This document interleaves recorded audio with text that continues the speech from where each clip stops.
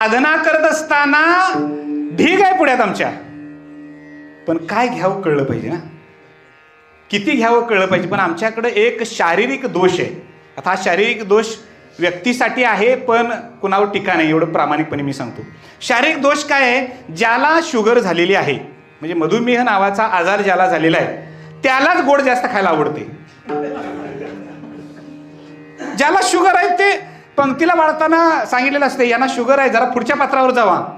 ते म्हणतात नाही वाढ, एकानं काय होते, एक काकण खाल्लं म्हणजे काय होते, म्हणजे जी गोष्ट अपायकारक आहे ती आवडण्याची वृत्ती तयार होणं, ही वृत्ती नाशास कारणीभूत असते.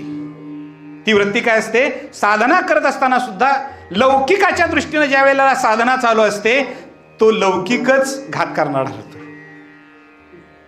म्हणून साधनेमध्ये निष्कामता हा शब्द वापरला. कशी असावी साधना? निष्काम असावी. अभ्यास